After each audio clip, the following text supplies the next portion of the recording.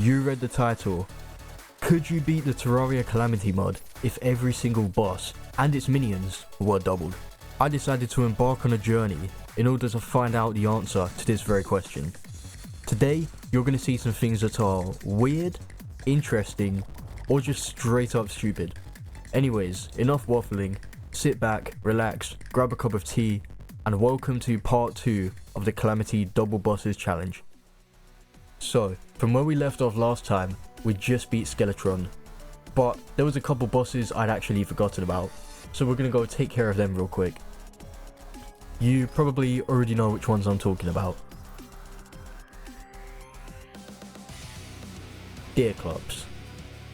More of an annoyance than a boss really, but for the sake of killing every single boss, I'm still going to take him down. Now Calamity does change a couple things about deer clubs, one of which being the boulder attack, which I just got hit by, and the fact that if you try to run away, the screen goes dark.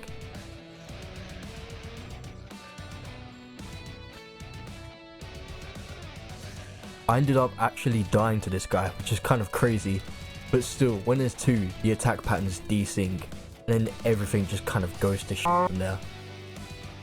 I decided I'd build an arena for him, since I'd be fighting Crag in here later. Also, ignore my sloppy gameplay, I took a break for a few days, that's why I'm so bad. I also forgot to re-equip my wings, which almost killed me. Remember in the first episode when I said Queen Bee doesn't drop anything? Well, she spawns the Witch Doctor, so I decided to craft some flasks of poison. And then for this next fight, I switched to the Dank Staff instead of the Vile Feeder Staff for more crowd control. This helped me absolutely annihilate this furry, ugly, bipedal meatball abomination. There were a couple points in this fight where my health got dangerously, scarily low, but I ended up completely butchering this guy, which is great because now I can finally move on to 10 King Slimes. Yeah, I didn't forget about this guy. Unfortunately though, I think I might have reached the spawn cap at some point in the fight, because most of the King Slimes just despawned out of nowhere. It would have been even better if there was 10, because there would have been 100 crown jewels. But yeah, anyways, saying I made short work of this blue guy would be an understatement. Now that tomfoolery was over, I went into the dungeon, turned some skeletons into a stir fry, and picked up the essentials: Cobalt Shield, Shadow Key, and the Mirror Master. Following that, I spoke to the Sea King I imprisoned in the first episode, got the infinite breathing buff off of him, and then headed straight for the Abyss to get even more gear and weapons. It is pretty funny how you can just go straight to the bottom of the Abyss, as long as you have the Sea King buff. After that pretty uneventful trip, I reforged my brand new lionfish and herring staff. Then I began my first battle against the slime god. If you have a keen eye, you may be able to spot something's wrong in this fight. Well, there's a lot of slimes, isn't there? Yeah, maybe we're fighting quadruple slime god. The original slime god gets doubled, and the little babies get doubled too. This is gonna be fun. I gave him another quick test run, swapping out my frog leg for the Magiluminescence. Seeing how well that attempt went, I decided to build an arena in the Sulphurous Sea. I also swapped out my fledgling wings for skyline wings. With the arena fully constructed, I commenced full for my operation to annihilate this slime god. But yeah, this arena actually helped me out a ton. Although the later phases did start getting pretty chaotic, with flying nutsacks everywhere. And eventually the slimes started spawning even smaller mini slimes. The extra vertical mobility from the skyline wings was definitely a good call, and the trade-off having less horizontal movement speed didn't really affect me that much. Unfortunately though, it still wasn't enough. I realised I was only using 4 accessories, so I put on the Shield of Cthulhu and swapped out the summon thingy for the Obsidian Shield. I also swapped to the Aerospec armor, as I figured the extra force speed would help me dodge the slimes. However, I was met with a quite weird surprise when I got back there. The slimes didn't despawn at all. I'm just trying to build an arena, man. I had to save and exit to get rid of them. So yeah, ignoring that, I went back for another attempt. after having further expanded the arena. I was able to cruise through the fight for the most part. However, once they get to around 60% health, it just becomes stupidly chaotic, and he even despawned, which is just painful.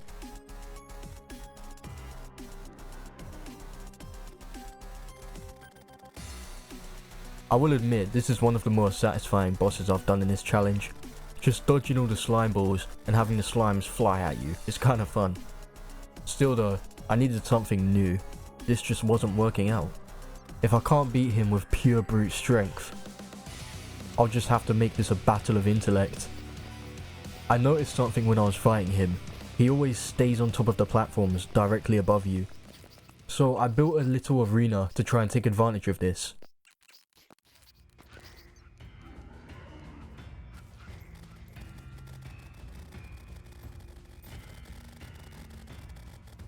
So far, this was working pretty flawlessly, aside from the purple balls I had to dodge every now and then. Slime God would stay directly above me, and my only problem was having to fly back up when I reached the bottom of the platforms. It seemed like this was the perfect setup. Although, the fight was getting a bit chaotic as it got into the later stages. Eventually his minions started spawning in, and it all just kind of crumbled down. I swapped back to the Crimson Armor and swapped my Shield of Cthulhu for the Magiluminescence, as I figured that would suit the arena better. It seemed like I was onto something great at first, however the more attempts I synced in, I realised this just wasn't working out. I decided to try something new. Something that many people have tried to do before. The good old pre-hard mode Aquatic Scourge, when Wall of Flesh is just giving you too much trouble.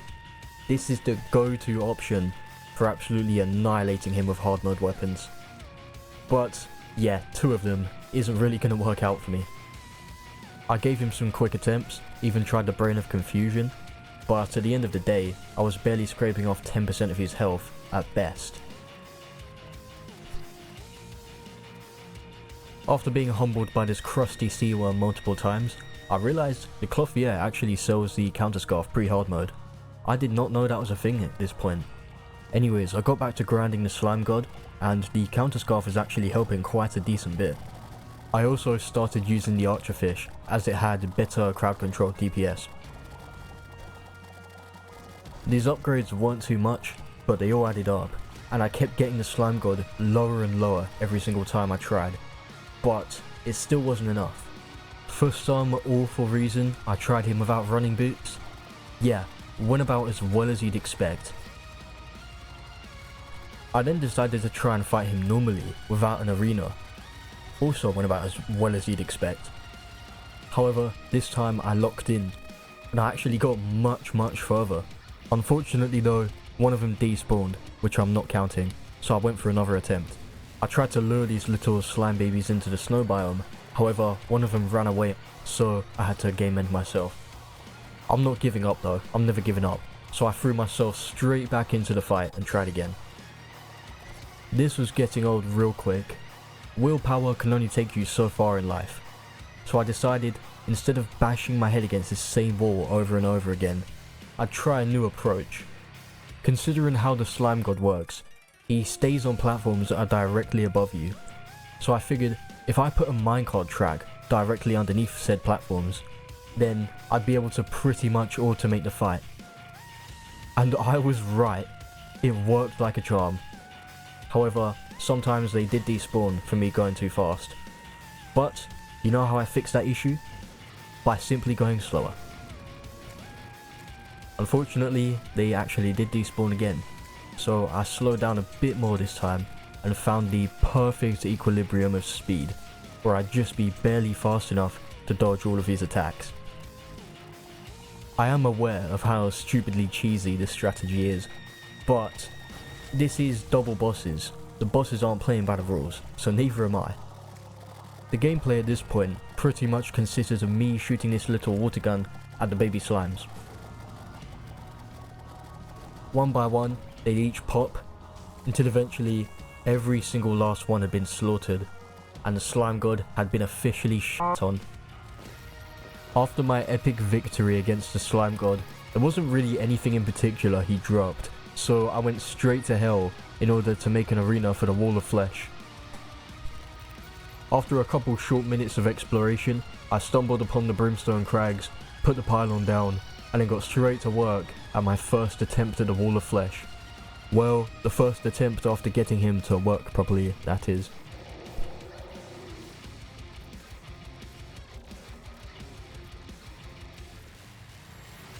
So far, the fight was going very smooth and creamy, not a single issue in sight as far as I could see. There was a lot of hungries, but my tracking disc more than took care of them. Eventually, the two wall of fleshes started splitting up as one's health got lower and lower. So far so good. I was dodging the boss pretty well. The only things that did catch me off guard were the demon scythes, and me being a dumbass and running into buildings. Eventually, the big wall of flesh pushed me outside of the brimstone crags, which is kind of scary since I hadn't built an arena at all. But it's too late to turn back now. I just had to keep moving forward and hope for the best. His health grew lower and lower. Would I be able to do it? I was on nearly full health. Nothing could go wrong at this point, except maybe getting trapped in a rogue building. Except my DPS was too much for the wall of flesh to handle.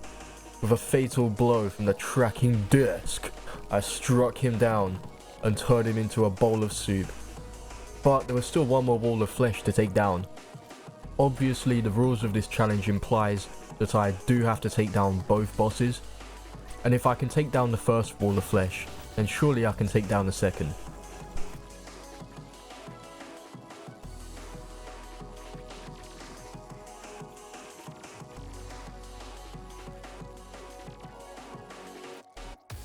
This fight was actually surprisingly easy.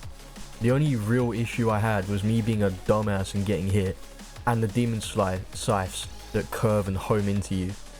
Other than that, this is an absolute cakewalk. I stashed all my new goods away and then headed straight for the sunken sea to kill some giant clams.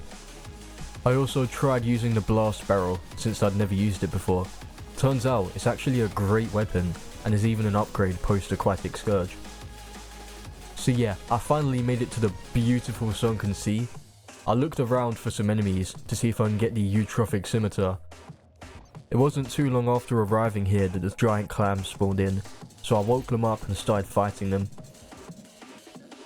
Feels great to be back in the sunken sea again, one of the best biomes Calamity adds. They really should add some post-Moonlord stuff, I think that would be great. But yeah, my brand new funny barrel scrambled these guys like some eggs. Fighting one is normally pretty boring, but two at the same time is actually a decent challenge, and I almost died a couple times. I went back to base and crafted the Prismaline, a very nice rogue weapon, and the mollusk armor, a very tanky set of armor. I thought it would be funny to try the twins with my absolutely diarrhea equipment for this stage. Needless to say, I didn't get too far, although it was further than I expected. So yeah, with some decent early hard mode gear acquired, and some very tanky armor, I looked for the underground hallow and corruption to get souls of night and light. The multi-spawn mod actually worked to my favour here, because I could kill 2 king slimes at once to get a ton of souls. I did the exact same thing to corruption, and then went to the ice biome to farm essences of Ilium. The first hard mode boss I plan to take down in this run is going to be Cryogen, and I'm going to try and use a Summon of Rogue hybrid class. I went for a quick test run on the boss, because why not, I was bored of farming for gear. And I may have gotten humbled pretty badly. This time, however, I locked in.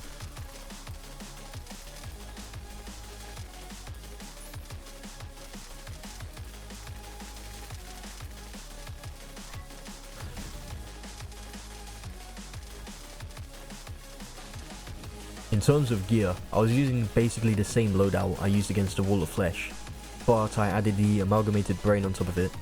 I also upgraded my weapon to the Prismaline, which is very nice. I eventually got one of the cryogens to their derp phase, which made things kind of interesting, but still not too much that I couldn't manage. Eventually the other cryogen reached its derp phase as well, and one of them started doing the triple dashes, which is when things got pretty hard. Not long after, both of them began their triple dash phase, and this is where things got pretty hard. That first attempt was crazy. I was surprised how far I got, but it still wasn't enough. I went to go kill some ice claspers to get the ancient ice chunk. Then I remembered that the cursed dagger exists, so I put on the Zerg potion and then went straight to the corruption to get it. After these short but sweet upgrades, I thought I'd finally be ready to take on the aquatic scourge. I summoned this baby in and then threw hundreds of cursed daggers at him, and they were doing a lot of damage. The cursed inferno debuff applying on every single segment was completely awesome. I got a decent way into the fight before succumbing to my dumbassery. However, I realised this weapon was capable of more than just spitting these puny little daggers out. I remembered that stealth was a mechanic, and boy was I pleased to see that this was doing stupid amounts of damage to the Scourge. I thought to myself, if I was going to completely crush this puny little crusty moist sulphurous sea worm, then I was going to go all out. I took a quick trip to the astral biome to go and farm for the Titan Heart armor. I crafted this Fangalang up, and then I went straight to the sulphurous sea. I charged up some stealth, however that works, and unleashed the fury of the cursed dagger onto this stupid fucking worm. It was almost like this weapon was made purely for taking down a spaghetti noodle. Like, how could the devs not see this? Even with 2 spaghetti worms, it was still pretty easy dodging the projectiles, as they weren't too dense. So easy in fact, I racked up some adrenaline, and then took out 10% of the boss's health in a single strike. Not too long after, I crumbled the first crusty worm into nothingness. However, I was getting hit an uncomfortable number of times. Still though, the cursed dagger was too much for the aquatic worm to handle. It was just too stupidly OP. Since I killed the boss, I now have tier 2 of the acid rain to do, so I went straight there to farm out some weapons. And while I was taking a quick dip in highly toxic water, 2 quagmires spawned, so I went to go kill them. Turns out they were pretty easy. So now, having acquired some acid rain goodies, such as the Orthosera shell, love that sentry, it's so good. My eyes were set on the Miasma, a very nice mage weapon that I'd used before in a playthrough. To craft it however, I'd need to obtain the Nimbus rod, so I thought I'd kill 2 wyverns with 1 prismaline while I'm at it, and farm for some wings as well. Things got pretty heated with the Zerg potion and cloud elementals spawning everywhere, but eventually I got the rod, so I crafted the Miasma. Since I'm using a magic weapon, I decided to spec fully into mage, as mage was pretty powerful around the mechanical boss level. I crafted myself the Palladium mage armor for the extra life regen, and the magnet flower. I also remembered the wizard exists, so I moved him into the Hallow, brought the Rod of Discord, yes that's a Calamity thing, and bought the crystal ball for some magic buffs. I also upgraded to the angel wings from the Skyline wings. I would have got the fairy wings, but I couldn't be asked to farm for the pixie dust. So, feeling like an absolute G with all my new gear, I went straight ahead and challenged the Destroyer, the big mechanical worm boy. And what I noticed right off the tennis racket, the Miasma was doing excellent damage. The piercing clouds would shred through the body segments like cheese, whilst taking care of all the probes at the same time. This allowed me to pretty much focus entirely on the body lasers, which, even with there being 2 destroyers, was still pretty easy to dodge. And the hearts on the ground from the probes were more than enough to sustain me throughout the entire battle. The more health I chipped off of him, the faster he'd charge at me, and he even got a nice juicy hit on me with his head. Luckily, I had all my accessories reforged to warding, as I'm very good at getting hit. Combined with the regen from the Palladium armor, this made me a very beefy Terrarian. In a last ditch attempt to kill me, the destroyer began to coil around me in order to trap me, but my power had grown too much. I was just simply too powerful, I could not be stopped. I was a force to be reckoned with in the world of Terraria. With my fart cloud weapon, Anyways, I turned the destroyer into mechanical spaghetti intestines. So, what's that even mean? Okay, enough waffling. I saw that there was a magic weapon I could make with Souls of Might, so I decrypted Drayden's nudes. After viewing them, I went on a short mining expedition to gather some orichalcum and mithril. Crafted that juicy set of orichalcum for the set bonus, which I love. And the enlightenment from having viewed Drayden's nudes allowed me to craft the Gauss pistol.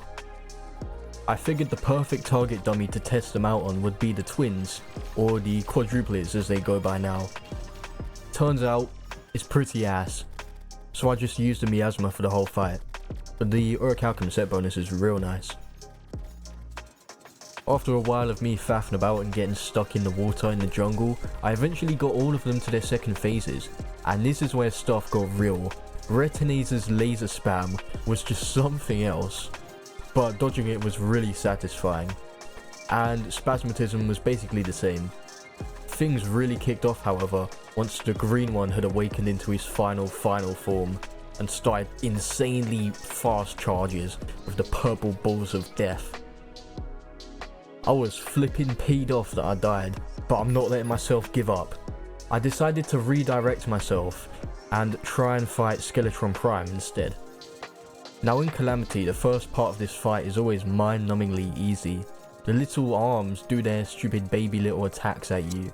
The lasers are relatively easy to dodge. The cannons can sometimes catch you off guard, and I swear the Vice doesn't even do damage to you.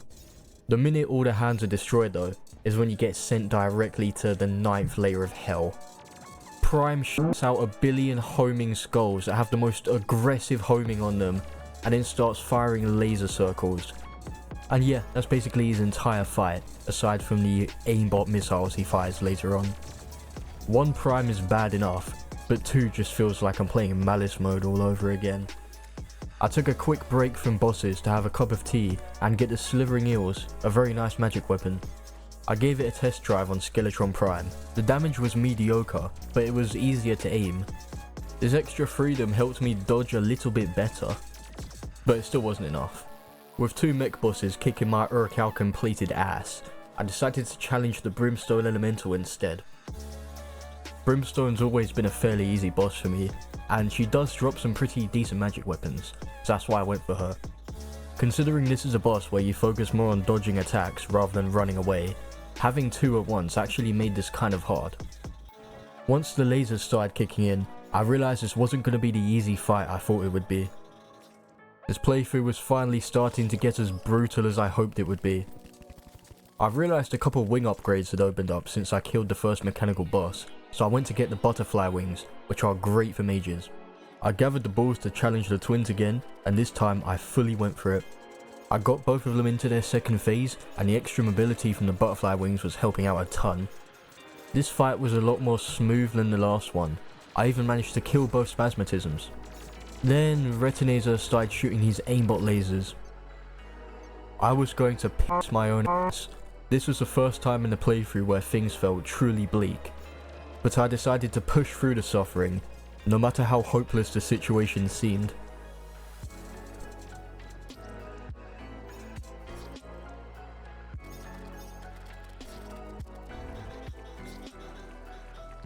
What I needed right now wasn't any more attempts or any better gear.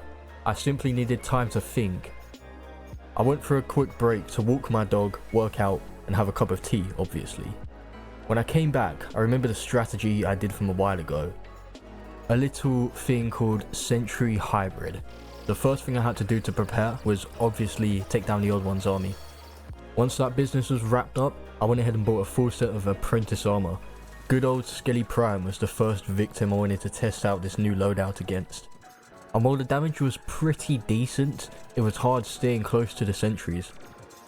Eventually, I ended up becoming the victim, but you can't always expect a victory on the first attempt. Luckily, the sentry gear was actually looking pretty promising on the twins. However, I let myself get heartbroken again. Although this was looking pretty promising, I was excited.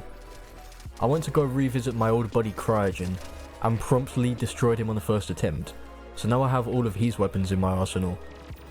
I bought the Permafrost concoction from the Archmage, as I figured it would be decent, However, revive is completely useless, so I unequipped it. I decided to attempt Brimstone Elemental again, until I got completely sniped by a laser. So anyways, I went back to farming attempts on the twins, until I made one swift move that would change the tide of the entire battle. Who would win? Mechanical abomination designed to kill versus funny balloon. You see, the twins, especially in the Calamity mod, are one of those bosses that are designed where you have to have mobility, otherwise the fight's basically impossible. So I equipped the bundle of balloons to hopefully give me a better chance of dodging Retinator's stupid ass laser spam. And boy did it help. This was the first time I'd gotten this far in the fight, and I was slightly scared that I'd choke here, but I just kept going. And eventually, both of them fell. My world was blessed with adamantite and titanium, and even more opportunities arose for me to become stronger.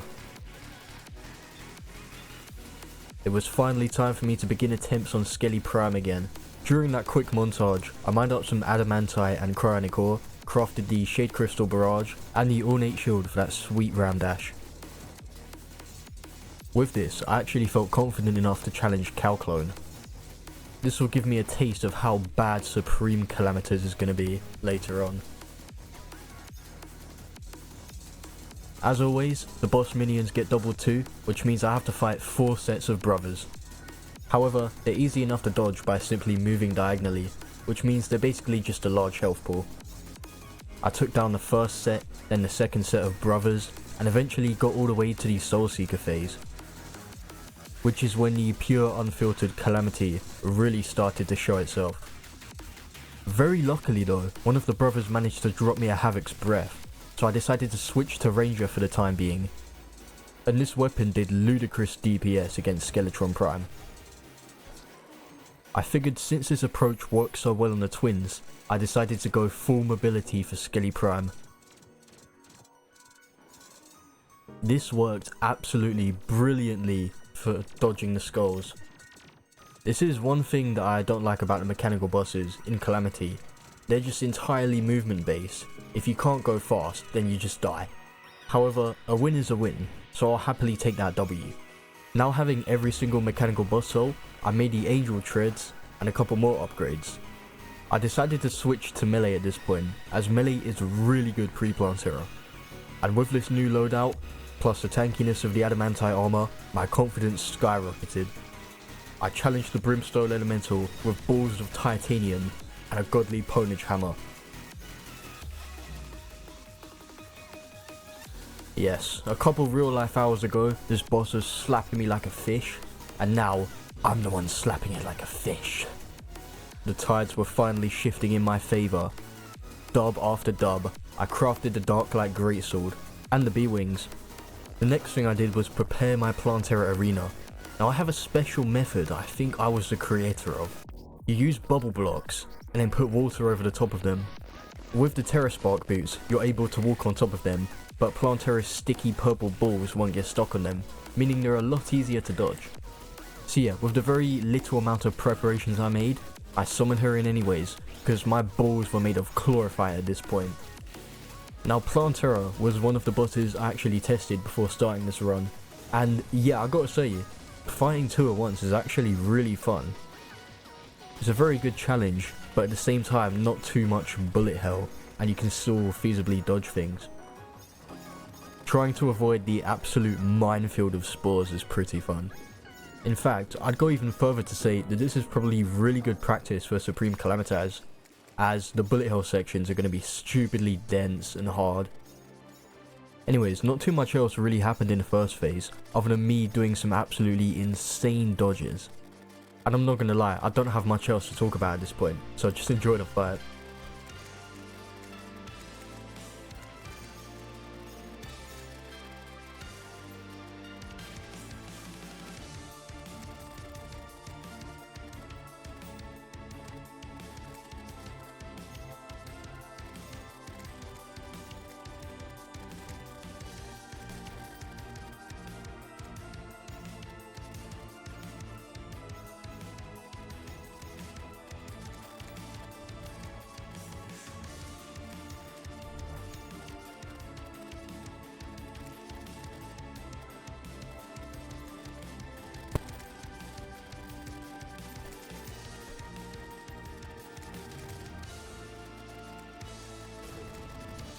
fight was going smoothly up until this point. A little bit too smoothly. I was getting close to dying and taking stupid ass hit after stupid hit. No, I was on 1 heart, bro. 1 heart. But I wasn't gonna let myself succumb to plant tentacles this easily. Oh no, I was gonna keep going forward. I felt exactly the same way I did when I was fighting Queen Bee. One of them was on 1% health. I could slap her with my pinky toe and she'd die. And there she goes.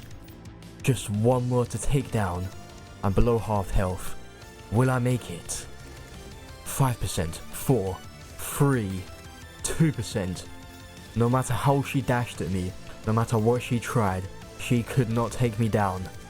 I emerged victorious and received actual good loot this time that I can actually use. I was hyped as fuck. I'd finally taken her down. I'd finally earned my redemption against the mechanical trio. This was my perfect victory. That's right. I win. But there was still someone I was forgetting about. Cow Clone. I decided to do Plantera first, as the bullet hells in this fight are just pure chaos with 2 of them. Luckily, however, the Terrorblade was absolutely butchering every single enemy in sight. So I had nothing to worry about, except the final bullet hell. I'm just gonna let this play out.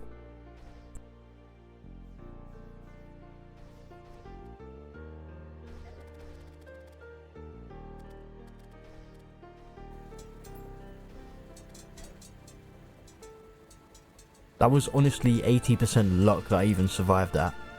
And this is just a taste of what the final bosses are gonna be. Either way, Cow Clone is dead now, so that's another obstacle out the way. And that's where I'm gonna end it for today. Thank you so much for watching. If you made it this far, you're a legend. The quality of these videos is only gonna get better as they go on, cause these aren't my first couple videos after all. Also, feel free to join my Discord if you want updates on video progress and other stuff. The link will be in the description. And while you're at it, you could maybe check out my music channel, as most of the music I used in this video was actually from me. But yeah, anyways, the next video may not be out for a while, probably up to a month, because I have a college project I need to finish, plus some exams I've got coming up and a holiday. So, I'll see you guys on the other side. Thank you so much for watching, stay blessed.